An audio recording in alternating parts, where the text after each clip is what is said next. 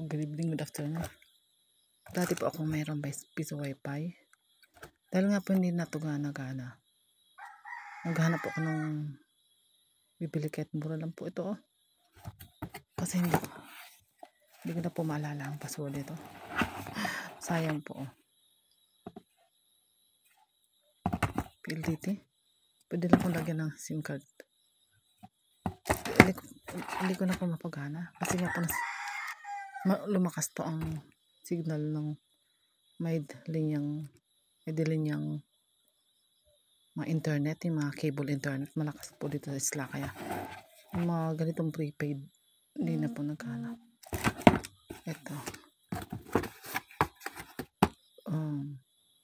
Ito po indoor po ito siya. Hindi po kailangan ng antena, pero mahina pang signal. Ito outdoor po siya. Lalagyan po ng SIM card sa loob, pero lagpas po yung antena na nabili ko. Dito lang po ikukunig yung, kasi ito po yung ginagamit ko nung sa piso wifi ko. Pero kung sakaling nagkaroon po ng budget, gagawin ko po ng paraan nito na itong i-connect ko. Ito kasi dito yung linya. Yung antena ko po is kasing taas ng nyug.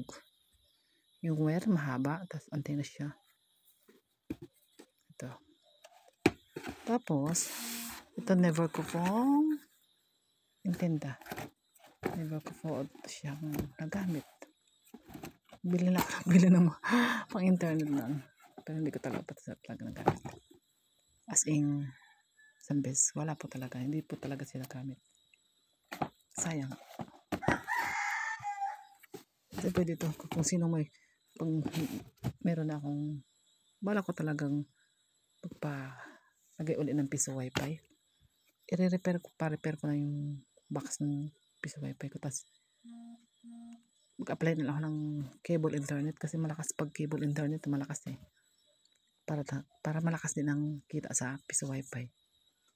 Yun ang balak. Kasi nga ito, pagka apply ako ng cable internet, kailangan kasi ng 10,000 Magbubum uli ang aking internet. Piso wifi. Papalitan ko na ng cable internet para i-connect dun sa piso wifi ko. Pag naayos yung piso wifi ko, ngayon, ito, hindi talaga siya nagagamit. Ayan. Parang bang dispose na Kahit magkano, kahit 100 lang siguro.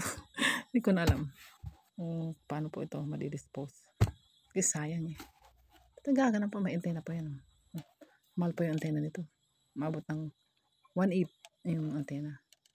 Tapos ito is 3.5 ang bili ko nito. Ito kasama linya nabili ko ito ng 5,000 kasama ng SIM card. Tapos ayun, kulang itong 2,000 din. Tapos yung piso wifi ko alos 12,000 din ang gastos Ayun. Pero bala ko po uli pagka naayos ko din yung aking tindahan. Pag nakapagtinda uli ako, papayos uli yung piso wifi ko. Para magkaroon uli ng bagong tindahan at piso wifi. Kasi ganun pa na nagkaabalahan ko magtinda. Mas gusto ko kasi magtinda At luto-luto ng mga prito-prito, yung mga pambata na naman kagaya ng pistol, pick yan.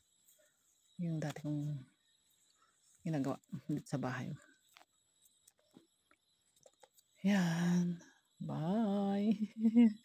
Masipag talaga yun Dahil ko talagang trabaho Galing po magluto ng puto, suman, nilalako ko po yung lahat dati. Bukayo. At po yan, nilalako ko. Yan. Kaysa nang hingi sa pajikas-jikas. Mahirap yun. Yun, ito na.